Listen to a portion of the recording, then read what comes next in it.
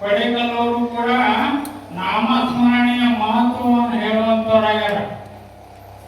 ಅನೇಕ ಸ್ತ್ರೀಯರು ಕೂಡ ಅಕ್ಕಮಾದೇವಿ ಕೂಡ ನಾಮಸ್ಮರಣೆಯನ್ನು ಮಾಡಿ ಮಾಡಿ ಮಾಡಿ ಮಹಾಶರಣಿಯಾಗ್ಯಾಳ.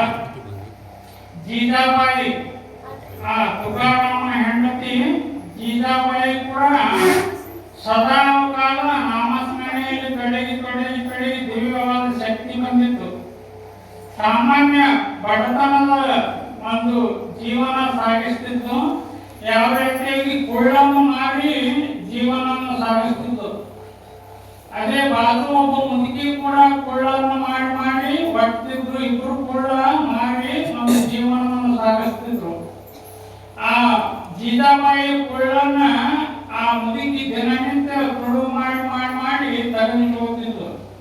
ಅವಾಗ ಜೀಜಾಬಾಯಿ ಕಂಡು ಬಂತು, ನಾ ಎಷ್ಟೊಂದು ಕೊಡು ಮಾಡ್ತಿದ್ದೇನೆ, ಇಷ್ಟು ಕಮ್ಮಿ ಯಾಕೆ ತಗೊಂಡಿರ್ಬೇಕಂತ ಕೇಳಿದ್ರೆ ಆಕಿ ಜಗಳಕ್ಕೆ ಬಂದಾಗ 4 ಮಂದಿ ಎಲ್ಲರೂ ಕೂಡಿ ಏನಾಯ್ತು ಎಲ್ಲ ವಿಚಾರ ಮಾಡಿದ್ರು. ಅವಾಗ ಜೀಜಾಬಾಯಿ ಹೇಳಿದ್ದು, ಆ ಮುದುಕಿ ನಾನು ಕೊಳ್ಳನ್ನು ಕೊಡು ಮಾಡ್ಯಾಳ, ಇಷ್ಟು ಕೊಡ್ರು.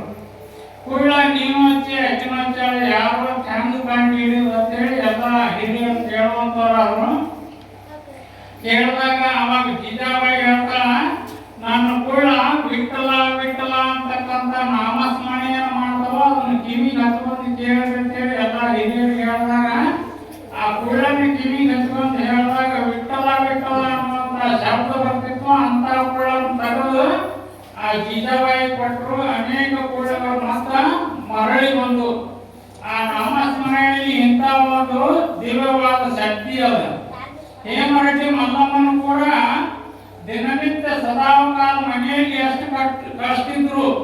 ಹುಚ್ಚಗಂಡ ಅತ್ತಿ ಅನೇಕ ರೀತಿಯಾಗಿ ನಾನಾ ಬಗೆಯಾಗಿ ಕಾಡ್ತಿದ್ದು. ಅಂತ ಅತ್ತಿ ಅಂತ ಗಂಡ ಮಾವ ಒಬ್ಬ ಒಳ್ಳೆಯವಿದ್ದ. ಅಂತ ಕಷ್ಟದಲ್ಲಿ ಸದಾಕಾಲ ಶ್ರೀಶೈಲ ಚನ್ನಮಲ್ಲಯ್ಯನನ್ನ ಸದಾಕಾಲ ನೆನೀತಿದ್ದು. ಆವಾಗ ಮಾವ ವಿಚಾರ ಮಾಡ್ದ, ಇವ ಮಗಾರೆ ಹುಚ್ಚದನ, ನನ್ನ ಹೆಂಡತಿಯರು ಇಷ್ಟೊಂದು ದುಷ್ಟದ, ಹೆಂಗ್ ಮಾಡಬೇಕು? ಅವನಲ್ಲಿ ಹೇಮ ವಿದ್ಯೆ ಇತ್ತು, ಬಂಗಾರ ಮಾಡುವ ವಿದ್ಯೆ ಇತ್ತು. ಆ ವಿದ್ಯೆಯನ್ನು ನನಗೆ ಮುಖಾವಸ್ಥೆ ಮತ್ತು ಈ ವಿದ್ಯೆಯನ್ನ ನನ್ನ ಸಸಿ ಒಳ್ಳೆಕ್ಕೆ ಸದ್ಗುಣಿಯದಾಳ, ಸತ್ಕರ್ಣಿಯದಾಳ, ಅವಳಿಗೆ ಈ ವಿದ್ಯೆಯನ್ನು ಬರಬೇಕಂತೇಳಿ ಹೇಮರೆಡ್ಡಿ ಮಲ್ಲಮ್ಮಗ ಬಂಗಾರ ಮಾಡುವ ವಿದ್ಯೆಯನ್ನ ಮಾವು ಕೊಟ್ಟ. ಅವ ದಿನನಿತ್ಯ ಈಗೇನ ಚನ್ನಮಲ್ಲಯ್ಯನ ಶ್ರೀಶೈಲ ಅಲ್ಲಿ ಒಂದು ದಡ್ಡಿತ್ತು. ಆ ದಡ್ಡಿಗೆ ಆಕಳ ನೆಸ್ಕೊಂಡು ಹೋಗಿದ್ದು. ಒಂದು ದೊಡ್ಡ ತೆಗ್ಗನ್ನು ತೆಗಿಸಿ ದಿನನಿತ್ಯ ಬಂಗಾರ ಮಾಡೋದು, ಅಲ್ಲಿ ಒಗಿದು ಮ್ಯಾಗ ಹೆಂಡಿ ಒಗಿದು, ಹಿಂಗೆ ಒಂದು ದೊಡ್ಡ ಒಂದು ಅನೇಕ ಹಗೆ ಇರ್ತದ. ಆ ರೀತಿಯಾಗಿ ಭಾಂಡವನ್ನು ತುಂಬಿಸಿ ಕ್ವಿಂಟಲ್ ಗಂಟೆ ಬಂಗಾರ ಮಾಡಿ ಆ ಚನ್ನಮಲ್ಲಯ್ಯನ ಒಂದು ಶಿಖರವನ್ನ ಕಟ್ಟಿಸುವಂತದ್ದು. ಇಂಥ ದಿವ್ಯಶಕ್ತಿ ಆ ನಾಮಸ್ಮರಣೆಯಲ್ಲಿತ್ತು, ಸದ್ಗುಣ ಸತ್ಕರುಣೆಯಲ್ಲಿತ್ತು. ಇನ್ನೊಬ್ಬಕ್ಕೆ ಹೆಣ್ಣುಮಗಳು ನಿಜವಾದ ಒಂದು ಸತ್ಯ ಘಟನೆ ನಡೆದದ 50 ವರ್ಷದಿಂದ. ಕೊನೆಯೊಳಗೊಬ್ಬ ಮಾಂಡಗೆ ಅಂತಕ್ಕಂಥ ಒಬ್ಬ ಮಹಾ ದೊಡ್ಡ ಹಾರ್ಟ್ ಸ್ಪೆಷಲಿಸ್ಟ್, ಹೃದಯ ಶಸ್ತ್ರಚಿಕಿತ್ಸೆಯನ್ನು ಮಾಡುವಂತ ಡಾಕ್ಟರ್ ಇದ್ದ. ಆ ಡಾಕ್ಟರ್ ಅತ್ಯಂತ ಪ್ರಸಿದ್ಧ. ಸುತ್ತ 100 ಕಿಲೋಮೀಟರ್ದಿಂದ ಜನ ಬಂದು ಅವನಿಗೆ ಅಲ್ಲಿ ಅನೇಕ ಆಪರೇಷನ್ ಮಾಡಿಸ್ತಿದ್ರು, ಹಾರ್ಟ್ ಆಪರೇಷನ್ಗಳನ್ನ. ಅವಾಗ ಲಕ್ಷ ಹಣ ಕೂಡಿಸ್ತಿದ್ದವ. ಆಗಿನ ಕಾಲಕ್ಕೆ ಲಕ್ಷ ಹಣ ಅಂತ ಪ್ರಸಿದ್ಧ ಡಾಕ್ಟರ್ ಅವ.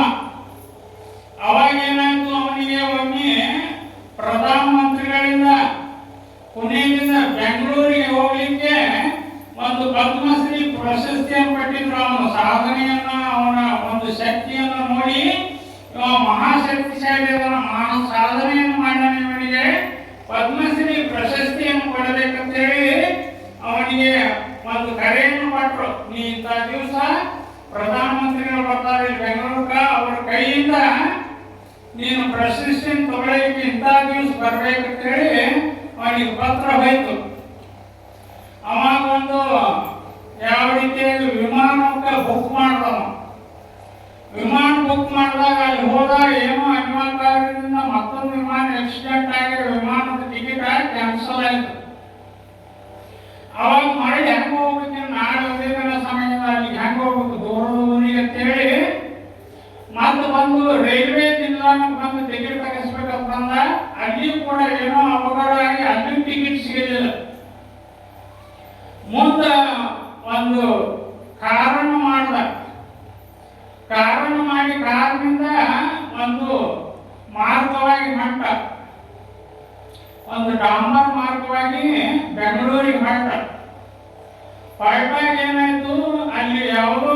ರೈತರು ಯಾವುದೋ ಒಂದು ಸ್ಟ್ರೈಕ್ ಮಾಡಿದ್ರು. ಬಹಳ ಒಂದು ಯಾವುದೋ ಒಂದು ಅವಘಡದಿಂದ ಸ್ಟ್ರೈಕ್ ಮಾಡಿ ರೋಡ್ ಬಂದ್ ಮಾಡಿದ್ರು, ಹೈವೇನೇ ಬಂದ್ ಮಾಡಿದ್ರು. ಹೋಗಿ ಅಲ್ಲಿ ನಿಂತ ರಾತ್ರಿ ಆಯ್ತು, ಇನ್ನು ಬೆಳಿಗ್ಗೆನೆ ತಲುಪಬೇಕಲ್ಲ ಅಲ್ಲಿ.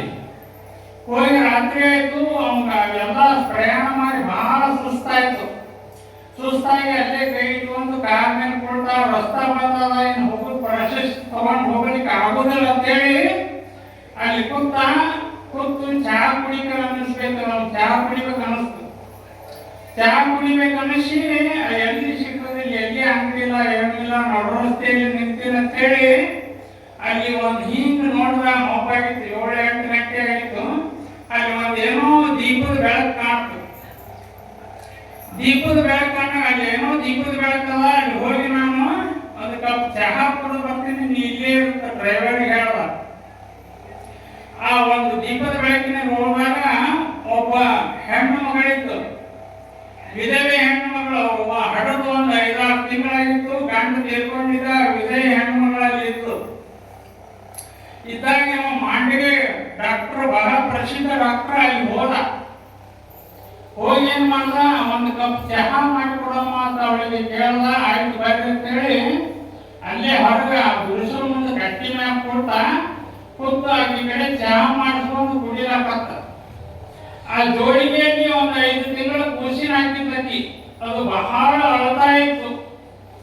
ಏನಮ್ಮ ಕೂಸಿ ಯಾಕೆ ಅಳ್ತಾ ಇದೆ, ಏನಾಯ್ತು ನೋಡು ಅಂತೇಳಿ ಚಹಾ ಕುಡ್ಕೋತ ಹೇಳಿದಾಗ ಆಕಿ ಯಾವಾಗಲೂ ವಿಠಲ ವಿಠಲ ವಿಠಲ ಅಂತಕ್ಕಂಥ ನಾಮಸ್ಮರಣೆಯನ್ನೇ ಮಾಡ್ತಿದ್ದು. ಅವಾಗ ಅಂದಕ್ಕೆ ನಾನು ಒಂದು ಖುಷಿಗೆ ಹೃದಯಗಳ ಒಂದು ಸಣ್ಣ ತೂತದ, ಆ ತೂತಿಗೆ ಆ ತ್ರಾಸಾಗಿ ಅಳ್ಳಿಕತ್ತದದು. ನಾನು ಇದೆಲ್ಲ ನಮ್ಮ ತಾಲೂಕಿನಲ್ಲಿ, ಜಿಲ್ಲಾದಲ್ಲಿ ಎಲ್ಲ ಕಡೆನೂ ನಾ ತೋರಿಸಿದ್ರೆ ಯಾರಿಗೆ ಅದನ್ನ ಆಪರೇಷನ್ ಮಾಡೋದು ನೀಗುದಿಲ್ಲ ಅಂತ ಹೇಳ್ಯಾರ. ಪುನಾದಲ್ಲಿ ಒಬ್ಬ ಮಾಂಡಿಗೆ ಅಂತಕ್ಕಂಥ ಡಾಕ್ಟರ್ ಅದಾನ, ಅವನ ಕಡೆ ಹೋದ್ರೆ ಮಾತ್ರ ಅದು ಆರಾಮಾಗ್ತದ, ಅಲ್ಲಿ ಹೋಗಂತ ಹೇಳ್ಯಾರ್ರಿ.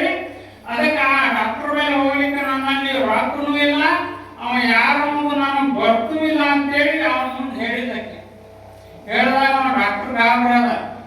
ನಾನೇ ಇದು ಬಂದಿನಿ, ನಾನೇ ಮಾಂಡಿಗೆ ಡಾಕ್ಟ್ರ, ನಾನೇ ಇದು ಬಂದಿನಿ, ನೀನು ಗುಡಿಸಲು ಬಂದಿನಲ್ಲ ಅಂತ ಹೇಳಿದ್ರು. ನೀವು ವಿಠಲ ವಿಠಲ ಅಂತ ಯಾಕೆ ನೆನಪು ಮಾಡ್ತಂತ ಕೇಳಿದಾಗ ನನ್ನ ತಾಯಿ ಹೇಳಿ ಕಳಿಸಾಳ, ಎಂತ ಕಷ್ಟ ಬಂದ್ರು ಭಗವಂತನ ನಾಮಸ್ಮರಣೆ ಮಾಡಿದ್ರೆ ನೀ ಏನ್ ಇಚ್ಛಾ ಮಾಡ್ತೀವಿ ಅದು ಇಚ್ಛಾ ನೆರವೇರ್ತದ ಅಂತೇಳಿ ಹೇಳಿದ್ದು. ಆ ಮಾಂಡಿಗೆ ಡಾಕ್ಟ್ರ ನಾನು ಗುಡಿಸಲಿಕ್ಕೆ ಬರುವಂತೆ ಮಾಡುತ್ತೇಳಿ ಭಗವಂತನಲ್ಲಿ ನಾನು ಒಂದು ತಿಂಗಳಗಟ್ಟಲೆ ಕೇಳ್ಕೊಂಡು ಅದಕ್ಕಾಗಿ ನೀವೇ ಇಲ್ಲಿ ಬಂದಿರಲ್ಲ ಅಂತಂದಾಗ ಆ ಡಾಕ್ಟರ್ ಗಾಬರಿ ಆದ. ಅವನಿಗೆ ದೈವದಲ್ಲಿ ಭಕ್ತಿನೂ ಇಲ್ಲ, ಏನೂ ಇದ್ದಿದ್ದಲ್ಲ. ಗಾಬರಿಯಾಗಿ ನಾನು ಇಂಥಲ್ಲಿ ಬಂದೇನಂತೆ ಆ ಖುಷಿನ ಎತ್ಕೊಂಡು ಓಡದ ರೋಡಿಗೆ ಹೋದ. ಯಾಕೋ ಹಿಂದೆ ಬೆನ್ನತ್ತಿದ್ದು ಬಂದು ಕಾರ್ನಾಳ ಕೂತು ಪುನಾಕ್ ತಂದ ತನ್ನ ಹಾಸ್ಪಿಟಲಲ್ಲಿ ಆಪರೇಷನ್ ಮಾಡಿ ಅವ ಹುಡುಗನನ್ನ ಆರಾಮ್ ಮಾಡ್ದ. ಅವಾಗ ಮಾಡಿಗೆ ಎಂತ ದೈವ ಶಕ್ತಿ. ನಾನು ವಾಯು ಮಾರ್ಗದಿಂದ ವಿಮಾನದಲ್ಲಿ ಹೊಂಟಿದ್ದೆ, ಅದು ಸುಳ್ಳಾಯ್ತು. ಒಂದು ರೈಲ್ವೆ ಹೊಂಟಿದ್ದೆ, ಅದು ಸುಳ್ಳಾಯ್ತು. ಈ ಒಂದು ಮಾರ್ಗದಿಂದ, ರಾಜಮಾರ್ಗದಿಂದ ಹೊಂಟಿನಿ, ಇಲ್ಲಿ ಬಂದು ಇವರು ಗುಡಿಸಲ್ಕ್ ಹೋಗಿ ಇಂಥ ಕಾರ್ಯವನ್ನು ಮಾಡ್ಬೇಕಾದ್ರೆ ಆ ದೈವ ಶಕ್ತಿನೇ ಅದ, ನಿಜವಾಗಿ ಅದ. ಅದಕ್ಕೆ ಇಂಥ ಶಕ್ತಿಯಿಂದ ಬಂದಾಳ ಈ ಹೆಣ್ಣಲ್ಲಿ, ಎಂತ ಶಕ್ತಿ ಅದ, ಭಕ್ತಿ ಅದ ಅಂತೇಳಿ ಆಕಿನ ಫೋಟೋ ಹಾಕಿ ಒಂದು 5 ಪೈಸಾ ತಗೊಳ್ಳಾದ್ರೆ ಆಕಿನ ಆರಾಮ್ ಮಾಡಿ ಕಳಿಸುವಂತ ಅಂತ ಶಕ್ತಿ ನಾಮದಲ್ಲಿ ಅದ. ಆ ನಾಮವನ್ನು ನಾವು ಸದಾ